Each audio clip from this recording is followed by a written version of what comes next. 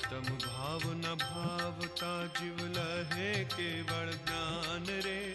आत्म भाव न भावता जीव लहे केवल ज्ञान रे। સ્વાધ્યાયમાં શ્રી મોક્ષ માર્ગ પ્રકાશક એનો 8મો અધિકાર ઉપદેશનું સ્વરૂપ એના ઉપર આપણે વિચાર ચાલે છે. એમાં હવે આગળ પાના નંબર 277 277 પ્રથમાનુયોગમાં વ્યાખ્યાનનું વિધાન. પ્રથમાનુયોગ એટલે કથાનુયોગ. પ્રથમાનુયોગમાં જે મૂળ કથાઓ છે તે તો જેવી છે તેવી જ નિરૂપવામાં આવે છે, તથા તેમાં પ્રસંગોપાત જે વ્યાખ્યાન હોય છે તે કોઈ તો જેવું ને તેવું હોય છે, તથા કોઈ ગ્રંથકર્તાના વિચાર અનુસાર હોય છે, પરંતુ ત્યાં પ્રયોજન અન્યથા હોતું નથી. પ્રથમાનુયોગમાં જે કથાનુયોગો શાસ્ત્રોમાં મૂક્યા છે, અનેક પ્રકારની કથાઓ, 24 ભગવાનની કથાઓ, મહાપુરુષોના જીવન ચરિત્ર બધું ઘણું મૂક્યું છે.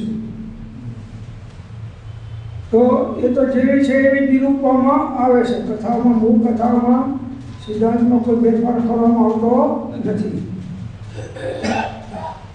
અને પ્રસંગોપાત જે વ્યાખ્યાન હોય છે તે કોઈ તો જેવું ને તેવું જ હોય છે. અમુક વ્યાખ્યાન તો જેવું હોય ડીટો ડીટે જ અંદરમાં મૂક્યું હોય છે. એમાં કોઈ માર્ગભેદ કરતા નથી જ્ઞાનની. તથા કોઈ ગ્રંથકર્તાના વિચાર અનુસાર હોય છે, પરંતુ ત્યાં પ્રયોજન અન્યથા હોતું નથી. ગ્રંથ રચનાર છે એના વિચાર અનુસાર એમાં થોડો ફારફેર કરે, પણ એનું મૂળ તત્વ તો પ્રયોજન તો જુદું હોતું નથી. ઘણા જીવો સામાન્ય બાબતથી ના સમજી શકતા હોય તેને વિશેષ પડખાથી સમજાવવા પડતું હોય છે, પણ છતાં તત્વથી આગુ પાછળ કોઈ કથન હોતું નથી. ઉદાહરણમાં આપે છે કે જેમ તીર્થંકર દેવોના કલ્યાણકોમાં ઇન્દ્રો આવ્યા એ કથા તો સત્ય છે, પરંતુ ત્યાં ઇન્દ્રે સ્તુતિ કરી તેનું જે વ્યાખ્યાન કર્યું ત્યાં ઇન્દ્રે તો અન્ય પ્રકારથી સ્તુતિ કરી હતી, અને અહીં ગ્રંથકર્તાએ અન્ય પ્રકારથી સ્તુતિ કરવી લખી, પરંતુ સ્તુતિનું પ્રયોજન અન્યથા નથી. ભગવાનના 5 કલ્યાણો થાય છે ને, પંચ કલ્યાણ, એમાં ઇન્દ્રો આવે, મોટા દેવો આવે, મનુષ્યો આવે, તિર્યંજો આવે, બધા આવે. તો કલ્યાણકોમાં ઇન્દ્ર આવે એ વાત તો સત્ય છે, પરંતુ ત્યાં ઇન્દ્રે સ્તુતિ કરી તેનું જે વ્યાખ્યાન કર્યું છે, શાસ્ત્રોમાં વ્યાખ્યાન કર્યું એટલે ઇન્દ્રે આવી સ્તુતિ કરી, તો ઇન્દ્રે ત્યાં અન્ય પ્રકારની સ્તુતિ જ કરી હતી. ઇન્દ્રની સ્તુતિ જુદા પ્રકારે હતી, અને અહીં ગ્રંથકર્તાએ અન્ય પ્રકારથી સ્તુતિ કરવી લખી કે આવું તીર્થંકરને ઇન્દ્રએ આવી સ્તુતિ કરી એમ કહીને પોતાની કલ્પના અનુસાર, માન્યતા અનુસાર સ્તુતિની રચના કરી. ઇન્દ્રએ કરી અલગ પ્રકાર હોય અને આની કહીએ અલગ પ્રકાર હોય, પરંતુ સ્તુતિનું પ્રયોજન અન્યથા નથી. સ્તુતિ તો ભગવાનની કરી છે, ઇન્દ્રએ એમાં તો કે બેમત નથી. તો સ્તુતિ કરવાની અંદરમાં કોઈ ટ્રમ્પ સાહેબ આવે ને મોદીએ કંઈ સ્તુતિ કરી, હવે એ ભાષામાં કોઈ રજૂ ના કરીને બીજા ભાષામાં રજૂ કરી, તો એનાથી કંઈ મોદીએ સ્તુતિ કરી છે મળી જતી નથી. શબ્દોમાં થોડો ફેરફાર હોય, આશયમાં ફેર હોતો નથી. આશય એક જ હોય છે.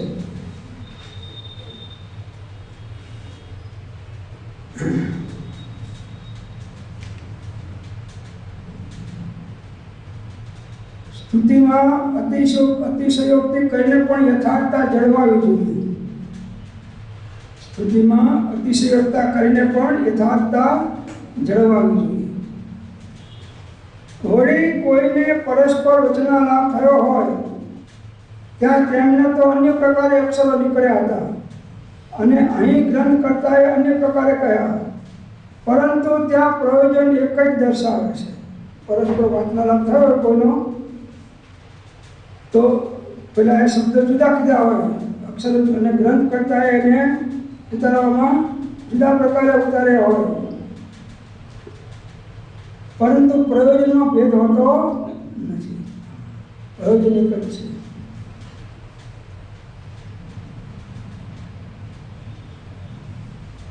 મૂળ રકમમાં ફેરફાર થવો ના જોઈએ. મૂળ વાતે જે મૂળ વાત છે સિદ્ધાંતિક, એ સિદ્ધાંતની અંદરમાં ફેરફાર થવો જોઈએ, તફાવત પડવો જોઈએ નહીં. સિદ્ધાંતને જાળવીને કોઈ ઓછું વધતું કથન કરે તો એ સિદ્ધાંતને સિદ્ધ કરવાનું પ્રયોજન છે તો કરી શકે.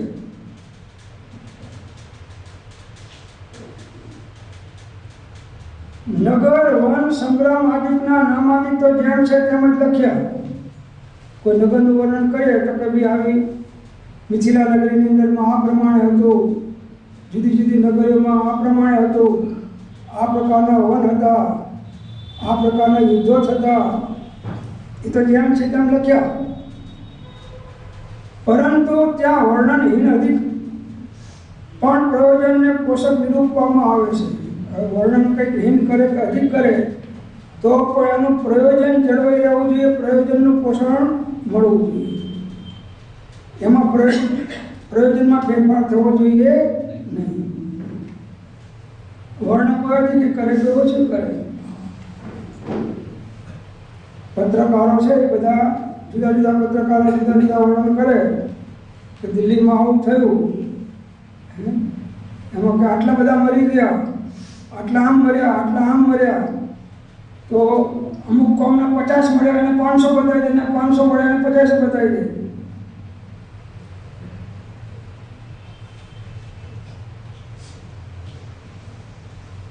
એનાથી ઉશ્કેરાટ ફેલાઈ જાય છે. ઇત્યાદિ એક પ્રમાણે સમજવું. હીન વાત કહો કે ઊંચી વાત કહો, વધારીને કહો, પણ પ્રયોજનમાં ફેરફાર થવો જોઈએ નહીં. વળી પ્રસંગરૂપ કથાઓમાં પણ ગ્રંથકર્તા પોતાના વિચાર અનુસાર કહે છે. જેમ ધર્મ પરીક્ષામાં મૂર્ખની કથા લખી ત્યાં એ જ કથા મનોવેગે કહી હતી એવો નિયમ નથી, પરંતુ મૂર્ખપણાને પોષક જ એવી કોઈ વાર્તા કહી હતી એવા અભિપ્રાયનું પોષણ કરે છે. એ જ પ્રમાણે અનેક ઠેકાણે પણ સમજવું. જે પ્રસંગરૂપ કથાઓ ગ્રંથકર્તા પોતાના વિચાર અનુસાર કહે કથાઓ, તો જેમ ધર્મ પરીક્ષામાં મૂર્ખની કથા લખી કે મૂર્ખ આવા હોય, મૂર્ખના લક્ષણ આ હોય, એ જ કથા મનોવેગે કહી હતી એવો નિયમ નથી. બીજાએ પણ એવી કથાઓ કહી હોય તો એનો પણ આધાર લઈને અંદરમાં પ્રવૃત્તિમાં આવ્યું હોય, પરંતુ મૂર્ખપણાને પોષક જ એવી વાર્તા કોઈ કહી હતી એવા અભિપ્રાયનું પોષણ કરે છે. તો મૂર્ખની કથાની અંદરમાં કોઈ ડાયાને પોષક થાય એવી વાતો લખવામાં આવે નહીં. ડાયો કરે એવા કામ મૂર્ખ કરે નહીં. એટલે ડાયાના કામની પોષણની વસ્તુઓ ડાયાના રૂપે કરે, મૂર્ખપણાની વસ્તુને પોષક વસ્તુઓ મૂર્ખપણાને કરે. પણ અભિપ્રાયની અંદરમાં મૂર્ખના અભિપ્રાય કંઈ ડાયા માણસના જેવા હોઈ શકે નહીં. એટલે અભિપ્રાયનું પોષણ કરે છે કોઈ વાર્તા. અભિપ્રાય ધ્યાનમાં રાખે, વસ્તુમાં આખો પાછો કરવાના બની શકે કે વસ્તુમાં 25 5 કહી દીધી હોય, પણ અભિપ્રાય બદલાવવો જોઈએ કે ભાઈ 10 સાપ હતા મેં જોયા, તો વાંધો નહીં 2 સાપે હોય, પણ કોઈ કે એ સાપ નહોતા, અમે તો વિષયો જોયા હતા, તો એ અભિપ્રાય બદલાઈ ગયો, મૂળ વસ્તુ રહી નહીં. તો પ્રશ્ન કરે છે, તો અયથાર્થ કહેવું તો જૈન શાસ્ત્રોમાં સંભવે નહીં. જૈન શાસ્ત્રો છે કોઈ દિવસે તત્વની વાત અયથાર્થ કરે નહીં. અન્ય દર્શનોમાં તત્વની વાતમાં અયથાર્થતા આવી શકે, કેમ કે એના પ્રરૂપક છદ્મસ્તો છે. અને જૈન દર્શનની અંદરમાં તત્વની વાત અયથાર્થ ના આવે, કેમ કે એના પ્રરૂપો સર્વજ્ઞ વિતરાગ કેવળની પરમાત્મા છે. જવાબ આપે છે કે અન્યથા તો તેનું નામ છે કે જો પ્રયોજન અન્યનું અન્ય પ્રગટ કરવામાં આવે, અન્યનું પ્રયોજન અન્યમાં પ્રગટ કરવામાં આવે. પાસ થયો હું અને પેલાને પાસ કરી દીધો, એ અન્યથા થયું કહેવાય. હવે હું પાસ થયો પણ 85% થયો અને પેલા કોઈ 60% કહી દીધું, તો એમાં બહુ મોટો પ્રયોજનનો ભેદ પડતો નથી. પ્રયોજન જળવાઈ જવું જોઈએ. પ્રયોજન એટલે આશય, વસ્તુના બનાવનો આશય બદલાવો જોઈએ નહીં. કથન જો નથી હોઈ શકે, કોઈ કે ભાઈ આટલું ટોળું મોટું 2000 માણસનું ટોળું હતું, હવે 200 માણસનું ટોળું હોય અને કોઈ 2000, તો એ ટોળું હતું એ વાત છે ને સાચી, પણ એના આશયની અંદરમાં પેલા 500 હતા, 2000 હતા અને પેલા 500 બતાવી દીધા, તો એ અભિપ્રાયની અંદરમાં તો વાત સાચી આવી, પણ છતાંય સૈદ્ધાંતિક રીતે જુઓ તો મોટું ટોળું હતું. જેમ કોઈને કહ્યું કે તો ફલાણાને આ પ્રમાણે કહેજે, કોઈએ કહ્યું કે તમે અમને જઈને આ વાત આ પ્રમાણે કહેજો.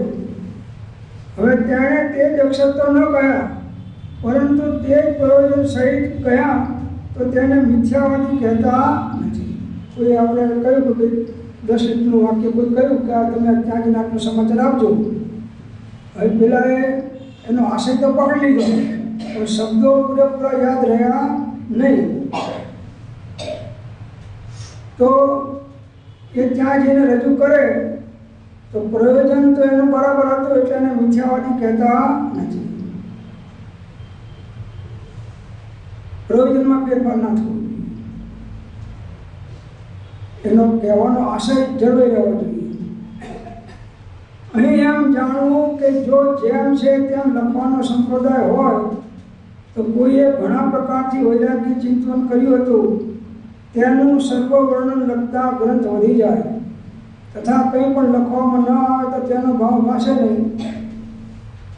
માટે વૈરાગ્યના ઠેકાણે પોતાના વિચાર અનુસાર થોડું ઘણું વૈરાગ્ય પોષક જ કથન કરે, પણ સરાગ પોષણ ન કરે, પોષક ન કરે, તો ત્યાં અન્યથા પ્રયોજન ન થયું, તેથી તેને અયથાર્થ કહેતા નથી.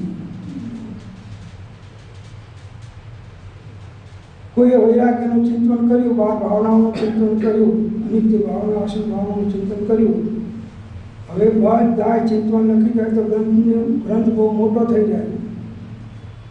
તો કોઈ અનિત્ય ભાવનાને સંક્ષેપમાં જણાવે કે ભાઈ આમને આવી જ અનિત્ય ભાવના, બધું અનિત્ય છે એવો બોધ આપ્યો છે, તો એ અનિત્યપણું એનું જો જળવાઈ રહેતું હોય તો ખોટું નથી. એ જ શબ્દો ભલે ના હોય, પણ છતાં અનિત્ય ભાવનાના પોષણરૂપ શબ્દો હોય તો એનું પ્રયોજન તો સિદ્ધ થઈ જાય છે. એટલે બધું લખવા જાય તો ગ્રંથ વધી જાય.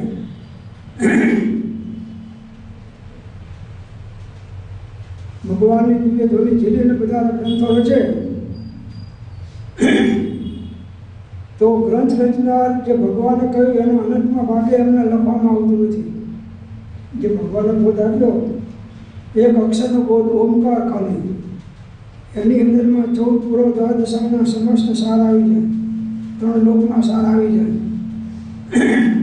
હવે એ 3 લોકનું વર્ણન તિલોઈ પંક્તિમાં કર્યું છે, તો એથી ભગવાનને કયા પ્રમાણે પૂરેપૂરું નથી થયું, પણ છતાં એનો આશય જાળવીને લખ્યું છે, એટલે એ ગ્રંથ સપ્રમાણ કહેવાય છે.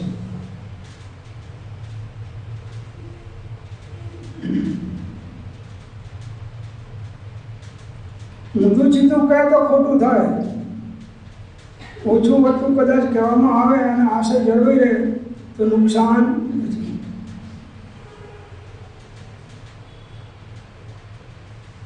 કંઈ પણ લખવામાં ના આવે તો તેનો ભાવ હશે ને, એટલે લખવું તો જોઈએ કે ભાઈ હા એનો ભાવ હશે હતો. માટે વૈરાગ્યના ઠેકાણે પોતાના વિચાર અનુસાર થોડું ઘણું વૈરાગ્ય પોષક જ કથન કરે, પણ શરાબ પોષક ન કરે.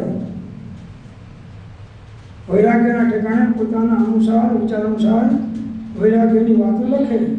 ભગવાને આમ કહ્યું હતું, અજ્ઞાનીએ આમ લખ્યું છે, આમ કહ્યું હતું, પણ એ સરાગતાને પોષે એવી વાત હોવી જોઈએ નહીં, વિતરાગતાને પોષે એવી વાત હોવી જોઈએ. તેથી તેને અયથાર્થ કહેતા નથી. એ શબ્દોમાં નહીં હોવા છતાં એનો આશય હોવાથી એને યથાર્થ કહીએ છીએ, અયથાર્થ કહેતા નથી. એ પ્રમાણે અન્ય ઠેકાણે પણ સમજવું. વળી પ્રથમાનુયોગમાં જેની મુખ્યતા હોય તેને જ પોષવામાં આવે છે. જેમ કોઈએ ઉપવાસ કર્યો તેનું ફળ તો અલ્પ હતું, પરંતુ તેને અન્ય ધર્મ પરિણતિની વિશેષતા થવાથી ઉચ્ચ પદની પ્રાપ્તિ થઈ, ત્યાં તેને ઉપવાસનું ફળ નિરૂપણ કરે છે. એ પ્રમાણે અન્ય ઠેકાણે પણ સમજવું. પ્રથમાનુયોગની અંદરમાં જેની મુખ્યતા હોય એને જ પોષવામાં આવે છે. કોઈએ 8 કરી, 8 ઉપવાસ કર્યા, હવે એનું ફળ મળવું જોઈએ, એના કરતાં એને વધારે વિશેષ ઘણું પુણ્ય બંધાણું.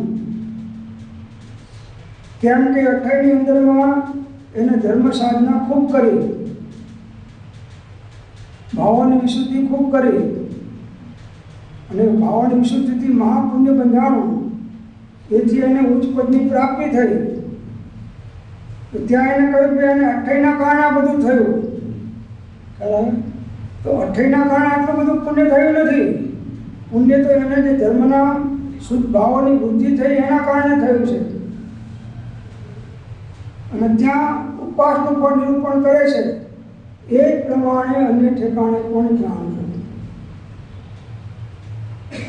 વળી જેમ કોઈએ શીલની પ્રતિજ્ઞા દ્રઢ રાખી, વા નમસ્કાર મંત્રનું સ્મરણ કર્યું, વા અન્ય ધર્મ સાધન કર્યું, અને તેને કષ્ટ દૂર થયા, અતિશય પ્રગટ થયા, ત્યાંનું જ એવું પણ નથી થયું, પણ અન્ય કોઈ કર્મના ઉદયથી એવા કાર્ય થયા તો પણ તેને શિલાદિકના જ ફળ રૂપે નિરૂપણ કરે છે.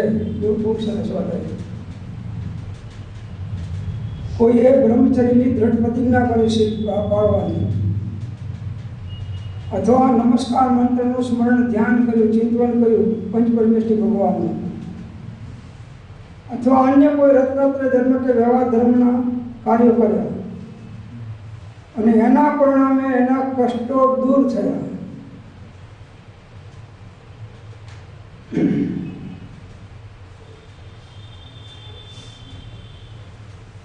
તો અને અતિશય પ્રગટ થયા.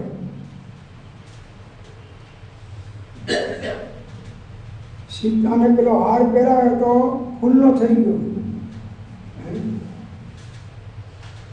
અતિશય પ્રગટ થયા. એનું શીલનું પ્રતાપ હતું કે એના પૂર્વક્રમના ઉદયના કારણે થયું. ખ્યાલ આવે છે? અથવા વિચારવા જેવું છે.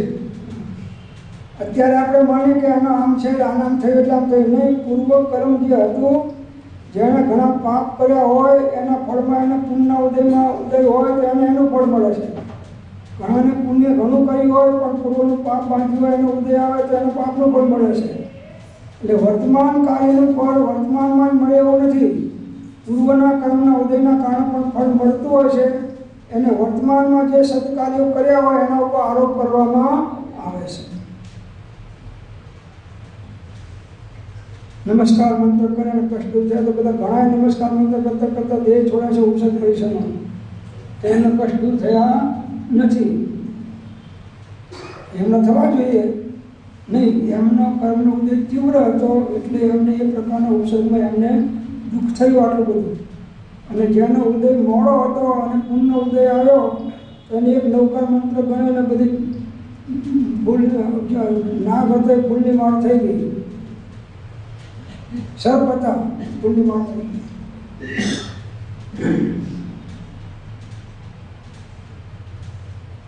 છતાં કર્મના ઉદય હોય છે એની સામે કોઈ કરી શકતું.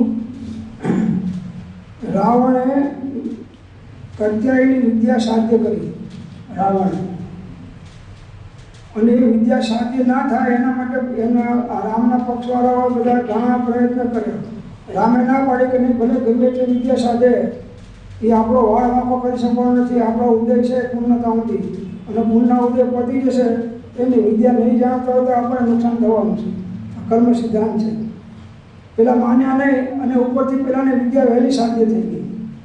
જે વિદ્યા મોડી સાધ્ય થવાની હતી એના બદલે વહેલી સાધ્ય થઈ ગઈ. સાધ્ય થઈ ગઈ. હવે એને ઘણા પ્રયત્ન કર્યા પણ રામને કંઈ નુકસાન પહોંચાડી શક્યો કેમ કે રામનો ઉદય અને અન્ય પ્રકારનો એનાથી પેલો નુકસાન કરી શકે. કૃષ્ણ મહારાજાના દાખલામાં એ બધું ઘણું આવે છે. અનેક મહાપુરુષોના જીવન ચરિત્ર વાંચશો તો ખ્યાલ આવશે કે આવા નિમિત્ત હતા છતાં એમને કંઈ આંચ આવી નહીં, અને આવા નિમિત્ત છતાં એમને આંચ આવી ગઈ. એ પૂર્વ કર્મના ઉદય અનુસાર દરેકને ફળ એ પ્રકારનું મળે છે. વર્તમાન પરિણામ કર્યા છે એનું જે કર્મ બંધાણું છે એ એની સ્થિતિ પાકીને ઉદયમાં આવશે ત્યારે એનું ફળ એને મળવાનું છે. એક સમયનો કરેલો શુભભાવ કે અશુભભાવ નિષ્ફળ જતો નથી. એટલે કોઈ પાપીને 12મા પુણ્યના ઉદયના ફળ મળતા હોય તેમાં કંઈ આશ્ચર્યચકિત થવા જેવું નથી, કેમ કે એનું પુણ્ય બાંધીને આવ્યો છે તેને મળે. ડ્રમ સાહેબ આવ્યા પહેલાં બધા રોડ સાફ થઈ ગયા ને બધી ભીતો ચોખ્ખાઈ થઈ ગઈ ને બધું થઈ ગયું તો કોના કારણે થયું? એનું પુણ્ય ઉદય હતું તો થઈ ગયું. અને તમે નીકળો તો ઉપરથી તમારા સામે પિચકારી મારશે તમારા સામે પાનની. અને બેમાં ક્ષમતા રાખે એનું નામ જ્ઞાની. બંનેમાં ક્ષમતા રાખે, જ્ઞાતા દ્રષ્ટા ભાવે રહે એનું નામ જ્ઞાની. જ્ઞાની એનું નામ કે જેનો મોહ ગયો તમામ. મફતમાં તમને ગાઢ દેવા કોણ નવરું છે, અને હાર પહેરાવવા કોણ નવરું છે, અને ઊંચી ખુરશીમાં બેસાડવા કોણ નવરું છે. એ ઉતરી જાય પછી ખલાસ. ઉતરો અમલદાર કોણ નથી. પુણ્ય ખલાસ થઈ ગયું, ખલાસ.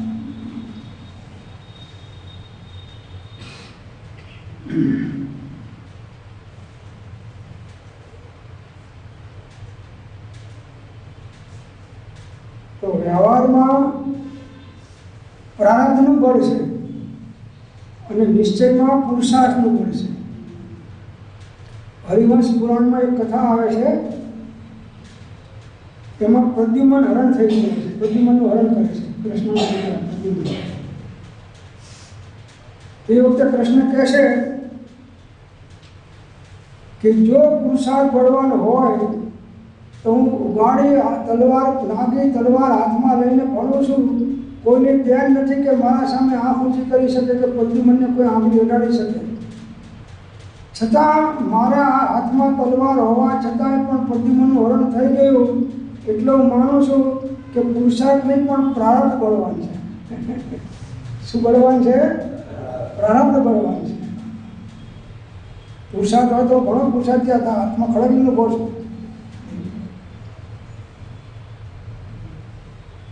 અને આત્મકલ્યાણ કરવામાં પ્રારબ્ધને પુરુષાર્થ કામ કરે છે. પછી એમ નહીં કે મારું પ્રારબ્ધ કીધા સમ્યક દર્શન થશે, હવે અત્યારે તો વધારે કરી લઉં, એમ નથી. ત્યાં એટલે આ જે પુરુષાર્થનું કાર્ય છે ત્યાં પ્રારબ્ધનું લગાડે છે, અને પ્રારબ્ધનું કાર્ય હોય ત્યાં આગળ પુરુષાર્થની ખતવણી કરી નાખે છે. તો જેમ કોઈએ શીલની પ્રતિજ્ઞા દ્રઢ રાખી અથવા નમસ્કાર મંત્રનું સ્મરણ કર્યું અથવા અન્ય ધર્મ સાધન કર્યું અને એના કષ્ટ દૂર થયા, આવા નિમિત્તોની અંદર એના કષ્ટ દૂર થયા, અને અતિશય પ્રગટ થઈ ગયા. સીતાને અગ્નિના કુંડમાંથી જળના કુંડ થઈ ગયા. અગ્નિમાં ફેંકી અગ્નિ પરીક્ષા કરીને રામે તો જળનો કુંડ થઈ ગયો, અતિશય પ્રગટ થઈ ગયો. તો શેના કારણે થયો? કે એનું કુંડનો ઉદય હતો. ત્યાં તેનું એવું ફળ નથી થયું, પણ અન્ય કોઈ કર્મના ઉદયથી એવા કાર્ય થયા. પૂર્વનો ઉદય હતો એના કારણે આ પ્રમાણે થયું. તો પણ તેને તે શિલાદિકના જ ફળ રૂપે નિરૂપણ કરે છે કે એનો શીલનો પ્રભાવ હતો. એમ નિરૂપણ કરે છે ને સીતાને કે શીલના પ્રભાવથી. નહીં, શીલના પ્રભાવે નથી થયું. શીલના પ્રભાવ તો ઘણી સતી સ્ત્રીઓને બાળી નાખી તો કંઈ નથી થયું.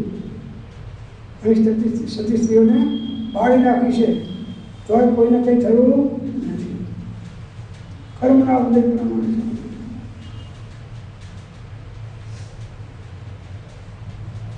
આ ચૂંટણીમાં ટ્રમ્પ સાહેબ હારી જાય પછી અમદાવાદ બોલાવો અમેરિકા, તો એના માટે કોઈ એરોડ્રોમે નહીં જાય. પતી ગયું હોય.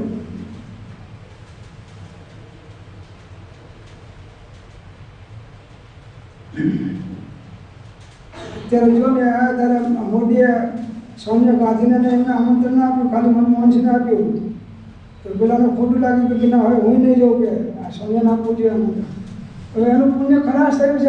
આમંત્રણ ક્યાંથી મળે? અત્યારે ઉદય આવશે તો મળશે, અત્યારે ઉદય એનો નથી. એટલે જે કંઈ કાર્ય કરવું હોય ત્યારે પુણ્યનો ઉદ્દેશ્ય કરી લો. લોઢું લાલ છે ત્યારે એના પર જે ઘાટ ઘડવો હોય ઘડી લો. પછી લોઢું ઠરી ગયા પછી તમે 1000 ઘણના ફટકા મારશો તો એ ઘાટ ઘડાવવાનો નથી.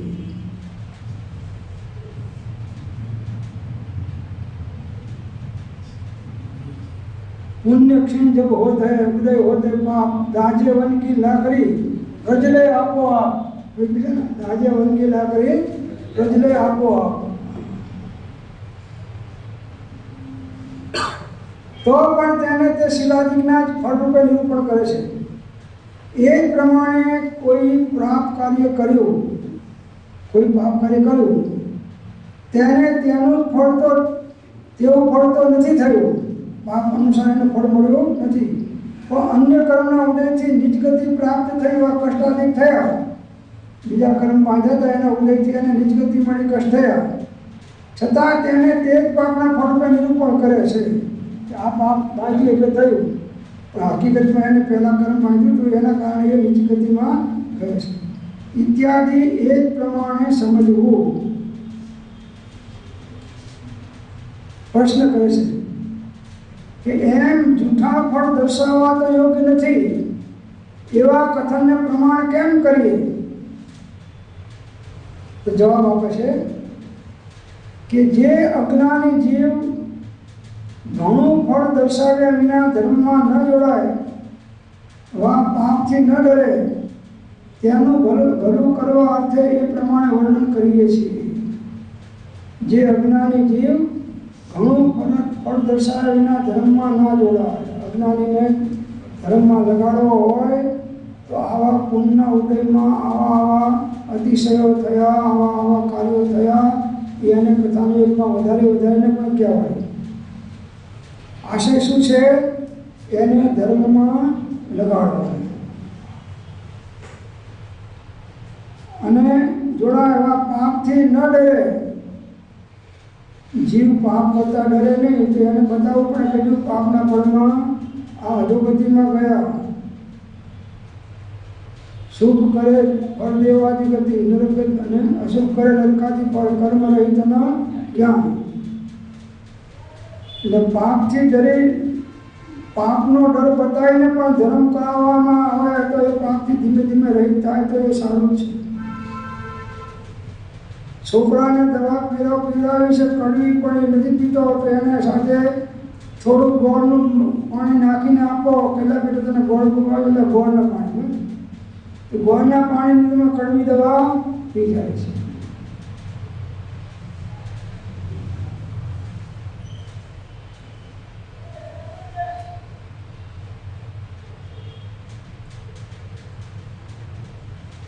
ગમે તેમ કહીને જ્ઞાનીઓને જીવોને અધર્મમાંથી ખસેડીને ધર્મમાં લગાડ્યા છે.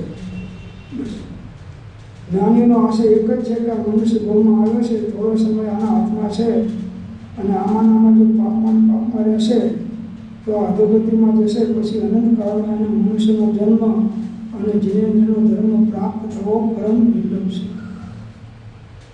અત્યારે ભાન નથી મનુષ્યપણાના સમયની કેટલી કિંમત છે. સમસ્ત ચક્રવર્તીની સંપત્તિ આપી દો તો પણ મનુષ્ય ભાવનો એક સમય ના મળે એટલો મનુષ્ય ભાવ સમય કિંમતી છે. તો કોના માટે? જે આત્માનું હિત કરે એના માટે, નહીં તો ખોટી બદામનો પણ નથી. સમય તો કાલ પૂરો થઈ જશે, પ્રભુ વાર કેટલી લાગશે? પછી કોણ તમારી સાથે? કર્મો છે. કોઈ સાથે નથી. અહીંથી જતી વખતે કોણ સાથે આવે છે? કર્મો આવે છે. અને કર્મણ શરીર કેવું હોય છે? તો કે તમે જે સમયે ભાવ કર્યા છે એ ભાવ અનુસાર કર્મણ શરીર બંધાણું છે અને એ ત્યાં બીજી ગતિમાં જશે એટલે ગતિ પણ એને કર્મ અનુસાર મળશે અને એના ફળમાં પણ ઉદયમાં ઉદય આવશે એ પ્રમાણે સારા કર્મ ફળ પણ એ પ્રમાણે મળવાનું.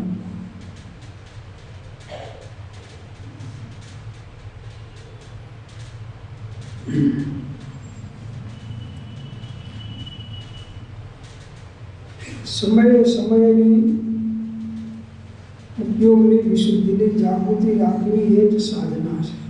અને ઠીક છે, થોડું કંઈ અડધો કલાક બળને કરી લીધું સામાન્ય રીતે સાધ્યા 22 કલાક ગમે તે પ્રવૃત્તિ સંસાધન કરી એનું કામ આ નથી.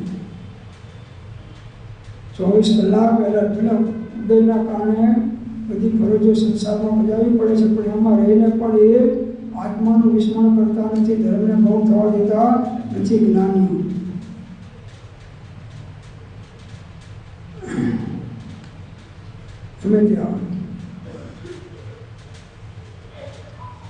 જે ખપાવા નીકળ્યા છે એને હવે આકર્ષણ બહારમાં શેના હોય? કર્મ ખપાવા નીકળ્યા છે એને બહારમાં કોઈ પણ વસ્તુના આકર્ષણ હોય અને એક દેવ ગુરુ ધર્મ મહાત્મ્ય હોય વ્યવહારથી, નિશ્ચયથી પોતાના આત્માનું મહાત્મ્ય હોય, એ જ કર્મને કપાઈ અને મનુષ્ય ભાવ સફળ કરી શકે. ઉતાવળ પણ નહીં, ધીરજ પણ નહીં. આપણે ઉતાવળ કરીને કામ કરીને તેમ કરીને એ ઉતાવળનું કામ નથી, ધીરજનું પણ કામ નથી. જ્યાં જ્યાં જે યોગ્ય છે ત્યાં સમજવું તે, ત્યાં ત્યાં તે આચરે આત્માથી ધ્યાન દે.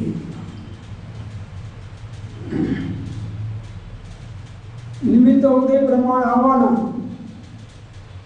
અને ભાવ યોગ્યતા પ્રમાણે થવાના. નિમિત્તો ઉદય પ્રમાણે આવવાના અને એ વખતે ભાવ યોગ્યતા પ્રમાણે થવાના. યોગ્યતા તો ગમે તેવા ઉદયની અંદરમાં પણ તમે સંભાવ રાખી શકશો. આને આમ કર્યું માટે આમ થઈ એમ બીજાનો વાંક નહીં કાઢો.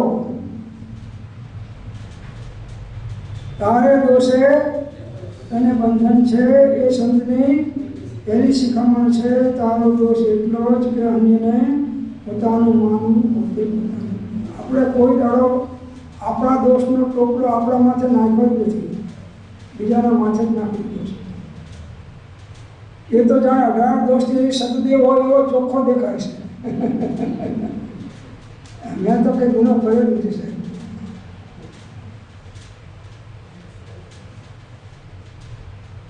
એ નથી ગુનો કર્યો, ગુનો કરે છતાં કેવું એ મોટો ગુનો છે, એ પણ બહુ મોટો ગુનો છે.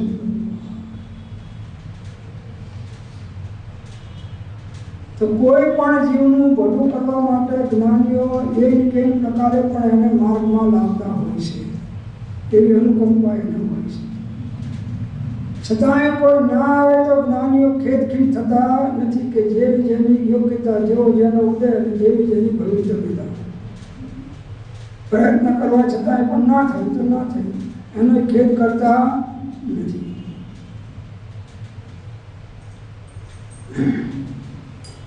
અને અટકીને બેસી રહેતા નથી, પોતાનો પ્રયત્ન ચાલુ રાખે છે.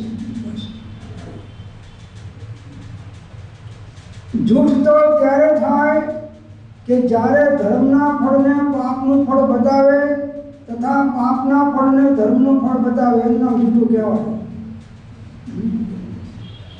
ધર્મનું ફળ પાપ બતાવે, બીજા બહુ ધર્મ કહે તો આપણે ખાવાનો અનાજ ના રહ્યા જોઈએ, ભીખ માંગી કરીએ. અને આ બાજુવાળા બધું બે નંબરનું ભેગું કર્યું તો ત્યારે કેવો જલસા કરે છે. આ પાપમાં જલસા કરે છે ને પેલા પુણ્યની અંદરમાં દુઃખી થાય છે, એ જૂઠું છે. પાપના ઉદયમાં દુઃખી થાય એ તો સત્ય છે, પણ વર્તમાનમાં પુણ્ય ભાવ કર્યા છે એનું ફળ એને નથી મળવાનું એમ નથી, એ ફળ એને મળવાનું છે. સ્થિતિ પાકીને કર્મ ઉદયમાં આવશે ત્યારે અત્યારે સત્તામાં પડ્યું છે, એ ઉદયમાં આવવાનું છે.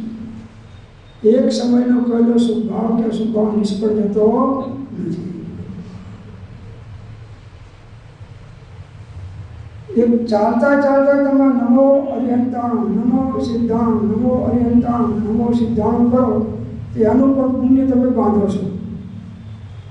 અને ચાલતા ચાલતા તમારી નજર બધી દુકાનો ઉપર પડે અને કે આ વસ્તુ લેવા જેવા છે ને આ આપણે નથી લાવ્યા ને આમને આ લઈ ગયા છે ને આ વિકલ્પો કરો તો ચાલતા ચાલતા તમે કર્મ બાંધવાના. જેવો ભાવ કરો એવો કર્મ બંધાવવાનો. છોકરાઓ નાની પૈસાની પેટી રાખી ને બચતની, તેમાં રૂપિયાનો સિક્કો નાખ્યો કે 10ની નોટ કેમ ના નીકળી, એટલે પણ રૂપિયો નાખ્યો તો રૂપિયો જ નીકળે. તેમ કસાયાદી કે અકસાયાદી જે કંઈ પણ પરિણામે આત્મા પ્રવર્તે તેનું ફળ પણ થવા યોગ્ય છે અને તે થાય છે તે ક્રિયાનો આત્મા કરતા હોવાથી ભોગતા છે. તમે પાપના ભાવમાં પુણ્યની ખતરણી બીજાની સામે કરી નાખો, એથી તમારું પાપનું ફળ મટી જવાનું નથી.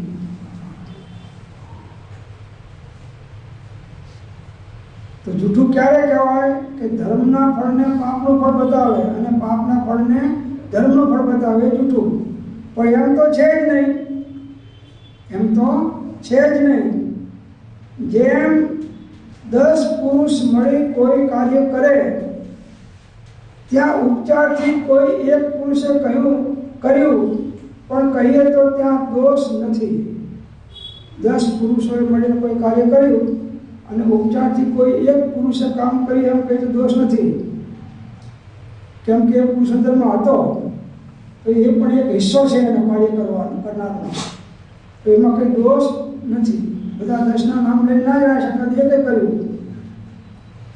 લડાઈ કરી તો સામેના દુશ્મનના ઘણા જીવોને મારી નાખીને રાજાએ જીત મેળવી લીધી, તો કે રાજાએ બધાનો સંહાર કરીને જીત મેળવી એમ કહેવાય. પણ હકીકતમાં તો લડાઈ તો સૈનિકોએ કરી છે, રાજાએ તો ઓર્ડર જ આપ્યો છે. તો ઉપચારથી કોઈ એક પુરુષે કર્યું એમ પણ કહીએ તો ત્યાં દોષ નથી. અથવા જેના પિતાજી કે કોઈ કાર્ય કર્યું હોય તેને એક જાતિ અપેક્ષાએ ઉપચારથી પુત્રાથી કરીએ કહ્યું તો ત્યાં દોષ નથી. કોઈ પિતાએ કામ કર્યું કે આ તો મારા દીકરાએ કર્યું છે, મેં નથી કર્યું. દીકરો કે મારા પપ્પાએ નથી કર્યું, મેં કર્યું છે, તો કોઈ અપેક્ષાએ એમાં દોષ નથી. દોષ છે તો ખરો, કોઈ અપેક્ષાએ નથી. તેમ ઘણા શુભ અશુભ કાર્યોનું એક ફળ થયું, ઘણા શુભ અને અશુભ કાર્યનું એક ફળ થયું. હવે શુભનું ફળ તો પુણ્યના ઉદયમાં થવું હોય એવું થાય, અને અશુભનું ફળ તો એના ઉદયમાં જેવું થવું હોય એનું ફળ મળે. તો શુભ અને અશુભનું ફળ એક નથી થયું, પણ પૂર્વનું કર્મ હતું એના પ્રમાણે ફળ મળ્યું. વર્તમાનના શુભાશુભ ભાવનું ફળ તો એને હવે મળશે. તેને ઉપચારથી એક શુભ અશુભનું કાર્ય ફળ કહીએ તો ત્યાં દોષ નથી. એને શુભનું ફળ કહીએ તો દોષ નથી, અને અશુભનું કાર્ય કહીએ તો પણ દોષ નથી. પણ સર્વાંગ સત્ય પણ નથી. બધું ભેગું છે, સર્વાંગ સત્ય પણ મુખ્યતા હોય. 10 જણાએ ધક્કો મારી ગાડી ના ચાલે, 11માં ધક્કો માર્યો કે જો મારા ધક્કાથી ગાડી ચાલી તો ખોટું નથી, એના ધક્કા વાગ્યાનું ગાડી ચાલી છે. પણ એનો અર્થ એવો નથી કે 10ના ધક્કા વાગ્યા નથી. 10ના ધક્કા પણ એમાં કામ તો કર્યું છે.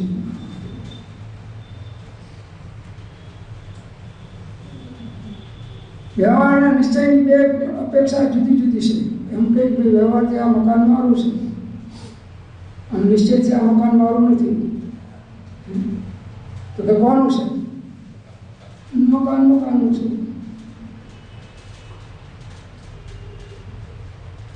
એક દ્રવ્યનો માલિક બીજો દ્રવ્ય છે. શરીરની ક્રિયા આત્મા કરી શકે, આત્માની ક્રિયા શરીર કરી શકે નહીં. કેમ કે આત્મા ચેતન છે, શરીર જળ છે. તો જળથી ચેતન ઉપજે, ચેતનથી જળ થાય, એવો અનુભવ કોઈને ક્યારે કદી ન થાય. તો પરનું કાર્ય પર દ્વારા થયું એ ઉપચાર વ્યવહાર છે. દરેક દ્રવ્યને કાર્યનો કરતા દરેક દ્રવ્ય પોતે છે, બીજું કોઈ દ્રવ્ય નથી. એ નિમિત્તિક સંબંધને કરતા કર્મ તરીકે સંબંધ તરીકે જીવો અજ્ઞાનીઓ સ્થાપી દે છે.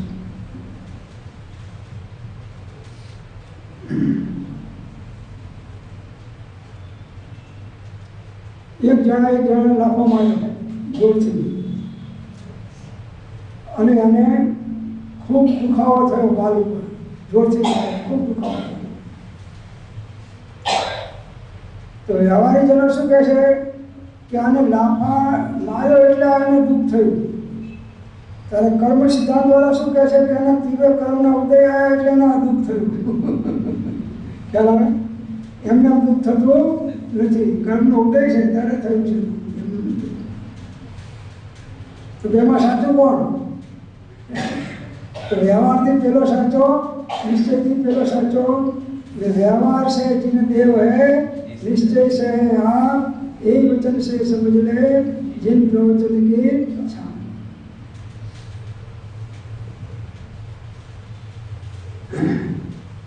અથવા કોઈ અન્ય શુભ અથવા અશુભ કાર્યનું ફળ જે થયું હોય તેને એકબીજાને અપેક્ષાએ ઉપચારથી શુભ કે અશુભ કાર્યનું ફળ થયું હોય એને એક જાતિ અપેક્ષાએ ઉપચારથી અન્ય શુભ અને અશુભનું કાર્યનું ફળ કહ્યું તો ત્યાં દોષ નથી. ઉપદેશમાં કોઈ ઠેકાણે વ્યવહાર વર્ણન છે તથા કોઈ ઠેકાણે નિશ્ચય વર્ણન છે. બસ. તો નિશ્ચયની ખતવણી વ્યવહારમાં કરી નાખે તો ગડબડ થાય છે, વ્યવહારની ખતવણી નિશ્ચયમાં કરી નાખે તો ગડબડ થાય છે. માટે વ્યવહારની ખતવણી વ્યવહારમાં કરવી અને નિશ્ચયની ખતવણી નિશ્ચયમાં કરવી. બસ. તો પ્રમાણની સાપેક્ષતા જળવાય. નયોની યથાર્થતાથી પ્રમાણની સાપેક્ષતા જળવાય છે. કોઈ પણ નયને તમે ખોટો ચિતરશો તો પ્રમાણની સાપેક્ષતા તૂટી જશે.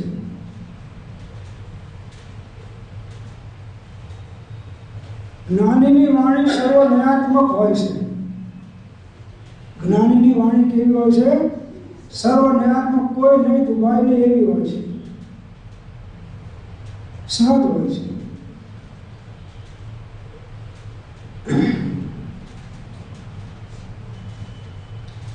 જ્ઞાનીને કોઈ નયનો આગ્રહ હોતો નથી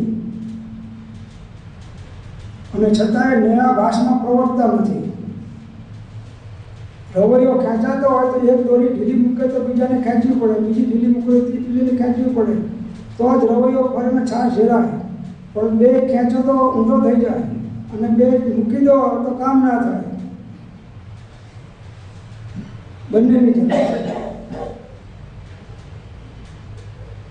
તો ઉપદેશમાં કોઈ ઠેકાણે વ્યવહારનું વર્ણન છે, કોઈ ઠેકાણે નિશ્ચયનું વર્ણન છે. તો વ્યવહારનું વર્ણન પકડી રાખે, નિશ્ચયનો સ્વીકાર ના કરે, વ્યવહાર પાછી થઈ જાય છે. નિશ્ચયનું વર્ણન કરીને વ્યવહારનો સાપેક્ષતાનો સ્વીકાર ના કરે તો નિશ્ચય પાછી થઈ જાય છે. અને બેનો ખીચડો કરે તો ઉભયા પાછી થઈ જાય છે. ખીચડો કરનારા. હવે અહીં ઉપચાર રૂપ વ્યવહાર વર્ણન કર્યું છે. અહીં તો ઉપચાર રૂપ વ્યવહાર વર્ણન કર્યું છે. એ પ્રમાણે તેને પ્રમાણ કરે છે, પણ તેને તારતમ્ય સૂક્ષ્મ ન માની લેવું. સ્થૂળ અપેક્ષા કથન છે પ્રમાણ કરે છે એ સૂક્ષ્મ અપેક્ષા એ માની નહીં લેવું. સ્થૂળ કથન છે, ઉપચારથી કથન કર્યું છે કે આ ગામમાં તો બધા લુચ્ચા જ છે. બધા લુચ્ચા તો ગામ રહે જ નહીં, એકાદો સજ્જન હોય તો જ ગામ ટકે. પણ મોટા ભાગના લુચ્ચાઓ એટલે એમ કહેવાય કે આ ગામ આખું લુચ્ચાઓનું બધા ઠગો જ છે.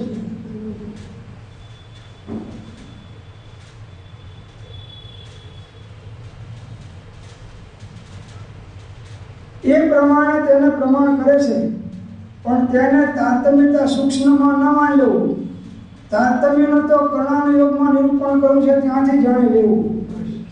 સૂક્ષ્મ વર્ણન તો કર્ણાના યોગની અંદરમાં, ગણિતાના યોગની અંદરમાં આવે છે, ત્યાંથી તમારે આને જાણી લેજો કે સૂક્ષ્મ તત્વ કથન શું છે. એ જાણવું હશે તો જ તમે તત્વને યથાર્થ નિર્ણય આપી શકશો, કરી શકશો, નહીં તો થશે નહીં. એટલા માટે તત્વ ગુરુ ગ્રંથપૂર્વક જાણવું જરૂરી છે.